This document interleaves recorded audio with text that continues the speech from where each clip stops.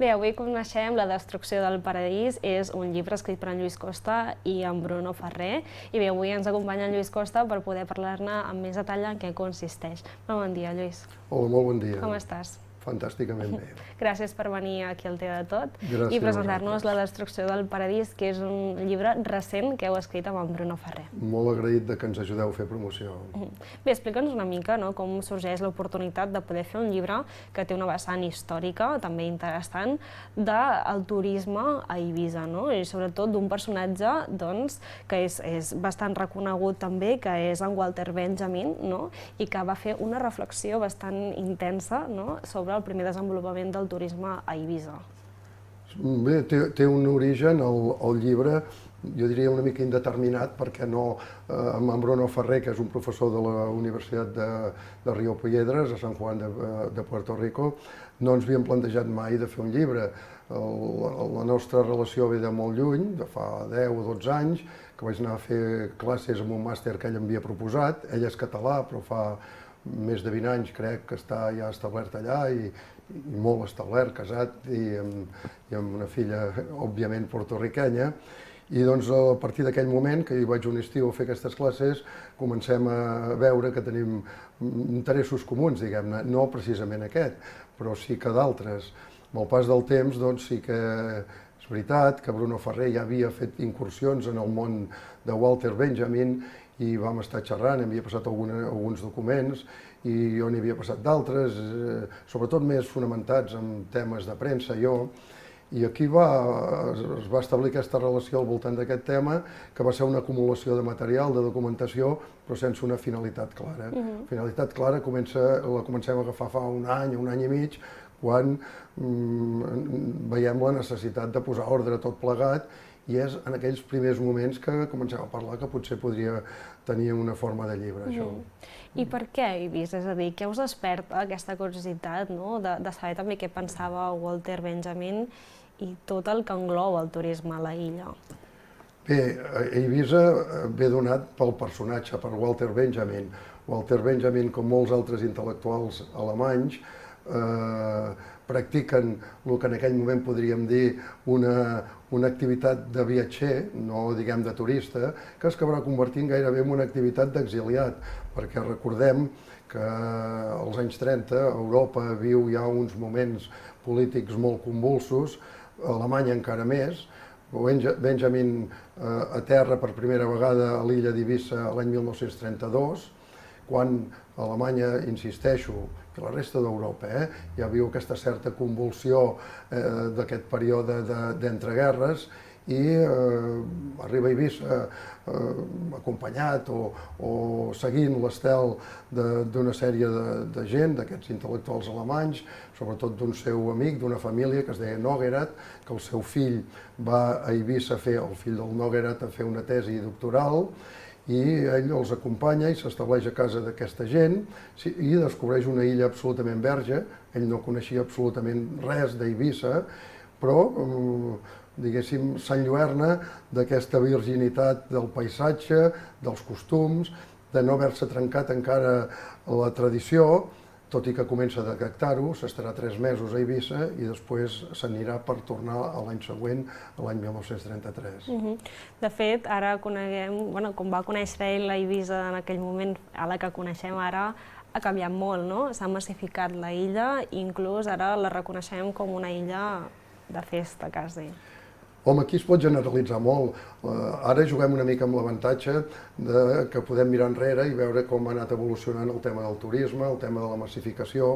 És cert que als anys 30 posi Eivissa, però posi Costa Brava, si vols tu, i ens n'adonarem que realment encara podem parlar de paradisos, més o menys perduts encara o desconeguts, però que, i això ho podem llegir, això és una de les coses que ens ha interessat, ho podem llegir en diversos textos de Walter Benjamin, ell ja comença a detectar que hi ha un seriós risc de transformació de tot aquest paradís, perquè és en aquell moment, centrem-ho en Eivissa, tot i que ho podem fer extrapolable, insisteixo, en altres espais, però ell ja comença a detectar uns primers símptomes de canvi a partir de la construcció, per exemple, d'algun hotel, a partir de la transformació de la xarxa viària, en algun sentit, i tot això genera i això ha passat a molts altres llocs, un debat que és aquell que diu que si s'ha d'apostar pel progrés i la modernitat, entenent que aquell incipient turisme representava progrés i modernitat, o si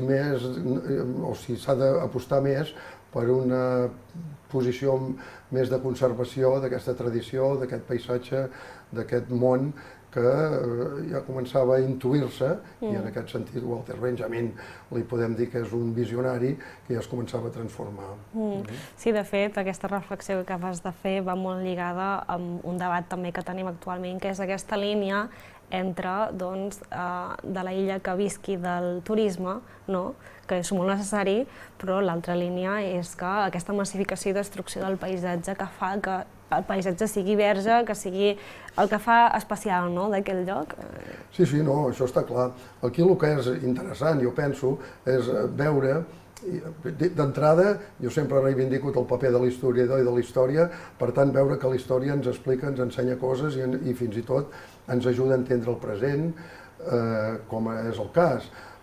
Veiem que als anys 30 el debat aquest entre progrés, si podem identificar progrés amb evolució turística, en aquest cas, progrés econòmic, contraposat amb això que dèiem de la conservació de la tradició, ja era un debat ben viu.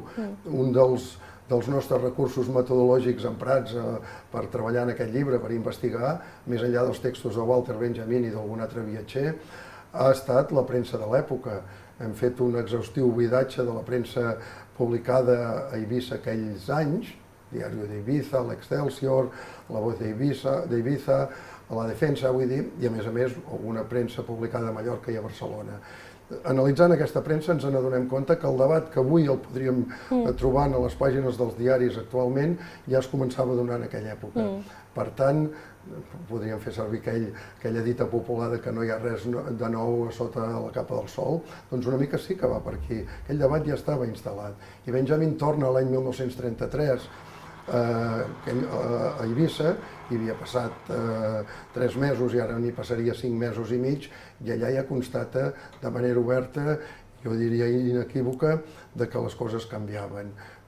Me sembla que la lectura de les pàgines del llibre ens donarà moltes pistes sobre tota aquesta evolució i ens ajudaran, el que jo deia, a poder comprendre de per què i de com l'evolució i a vegades les mesures preses en nom del progrés i de la implementació del capitalisme més o menys ferotge pot convertir, diguéssim, aquest paradís en una altra cosa. De fet, nosaltres, vull observar, en el llibre ja hem posat com a títol amb un interrogant. És la destrucció del paradís. No ho afirmem, podríem afirmar, podríem fer trampes, ens podríem fer trampes al solitari fins i tot, i podríem, amb la perspectiva del pas dels anys i amb la realitat actual, doncs retirar ja directament l'interrogació aquest, el signe d'interrogació. No ho fem per una mena de voluntat de ser honestos amb el debat d'aquell moment, però podríem fer-ho tranquil·lament. I heu obtingut resposta d'Eivissa en concret, una mica, sabeu com han rebut aquest llibre, si els ha sorprès també, poder fer aquesta reflexió? Home, jo diria que d'una banda el tema, insisteixo, és extrapolable, per tant parlem d'Eivissa, però podríem parlar podríem tatxar Eivissa i posar altres municipis o altres indrets. El que penso que dona una caracterització molt pròpia és que ho fem en bona mesura a partir dels ulls de Walter Benjamin. Sí que és veritat que no diria que hem tingut sort, però hi ha hagut l'oportunitat de que en aquests darrers mesos s'ha desvetllat a diversos indrets de l'estat espanyol i de més enllà, però sobretot centrem-nos a l'estat espanyol, tot un moviment, diguem-ne, de reivindicació d'un turisme més raonat, d'un turisme menys massificat i, per tant, menys agressor del que seria el paisatge. Ha sortit el llibre i hem de reconèixer, i estem molt contents, que encara a Catalunya, i per això us donem les gràcies, la difusió encara és molt minsa, però sí que és veritat que a Eivissa hem vist que despertava interès, ens han trucat diverses emissores de ràdio, la premsa, el diari Ibiza, que encara s'està publicant actualment, doncs, ens ha dedicat un bon reportatge, o altres diaris digitals de l'illa, no? Per tant, jo crec que hem jugat una mica amb l'oportunitat de que la temàtica és d'una actualitat absoluta. I tant.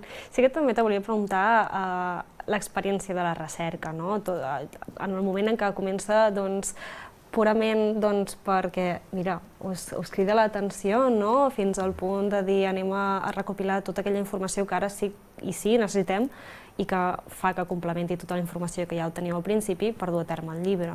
La recerca és centrada en aquest tema, on el tema Benjamin és perquè, insisteixo, Bruno era ja un expert, Bruno Ferrer, amb el tema Benjamin, ho havia tractat, i llavors el que ens sembla que és interessant, i ho he intentat explicar una mica d'entrada, és que no ens proposem fer un treball específic ni sobre específicament Walter Benjamin, ens atreu molt també altres viatgers, aquí parlem del Raoul Hausmann, que és un altre intel·lectual alemany, doncs que viatja a Eivissa, i hi ha un moment que fins i tot ens plantegem, i deixem la porta oberta, doncs d'investigar al voltant d'altres viatgers, que hi ha un moment que potser ja hauríem de començar a catalogar-los més com a exiliats que com a viatgers. Per tant, aquest és un punt d'arrencada important, i després, sobretot, posar al damunt de la taula el que seria l'opinió publicada a través de la premsa, i per tant la realitat, més o menys interpretada per la premsa del moment, el pensament del ciutadà, de l'habitant d'Eivissa en relació a aquest tema, i el que es va generant a partir de les lectures dels textos, contes també de Benjamin. Ens podries destacar alguna curiositat, alguna xifra, alguna dada que t'hagi sorprès durant aquest procés de recerca? Home, més que curiositat, jo el que veig és que és el gran descobriment, que segurament havíem sentit a dir que a les Illes Balears hi ha una proliferació de ciutadans alemanys, doncs que aquell moment ja és una realitat, i que és un lloc que realment disposa de les condicions que necessiten aquests intel·lectuals, més enllà de marxar de punts conflictius, de punts geogràfics conflictius, com eren els seus espais, a Alemanya mateix. I el més curiós és la relació que estableixen aquesta gent amb la gent d'Eivissa. I potser una de les curiositats és que Walter Benjamin, que és un gran explicador de contes, un gran creador d'històries, i és una persona que fonamenta molt el saber i la transmissió del saber a partir de l'experiència, i ell diu que l'experiència només es pot transmetre a partir de la història oral i per tant d'escoltar a la gent, en aquest cas els pagesos podrien ser d'Eivissa, que li puguin explicar històries, però en canvi ell és una persona que desconeix absolutament l'idioma català i que amb prou feines es pot defensar amb l'espanyol, amb el castellà. Per tant, ell es refia molt dels seus contactes, d'aquests col·legues que n'hi havia molt més formats en la llengua espanyola, diguem-ne, i per tant amb aquests contactes i sobretot amb les històries que els expliquen els mariners, perquè ell, evidentment, havia estat a Itàlia també i fa grans viatges d'Itàlia a Barcelona, de Barcelona a Eivissa, doncs a partir de totes aquestes històries, doncs ell sap reconstruir tota una mirada, diguem-ne, una vocació de diversos temes, i molts d'ells, o alguns d'ells eivissencs, però molt ben explicats, molt ben narrats, per aquesta gran qualitat com a narrador que té, que jo penso que és una vessant que necessita ser més ben estudiada encara. Doncs bé, Lluís, ens hem quedat sense temps. Moltíssimes gràcies per haver vingut aquí a presentar-nos La destrucció del paradís. Espero que arribi a moltes mans. És molt interessant que també poder fer un llibre amb aquest transfons històric, també per conèixer el nostre patrimoni, perquè la veritat, a Eivissa el tenim al costat. Vam fer una presentació a Barcelona, volia dir, fa uns dies, i ara tenim previst de fer-ne la de Girona, pràcticament la tenim tancada, una a Palafrugell, una a Terrassa, però bueno, això serà segurament a partir del mes de setembre. Doncs estarem pendents, segur que per xarxes o així ho comunicareu. Doncs bé, moltíssimes gràcies, que vagi molt bé. Moltes gràcies a vosaltres. I us deixem una petita pausa publicitària i en tornar parlarem de coaching i en concret sobre la intel·ligència emocional.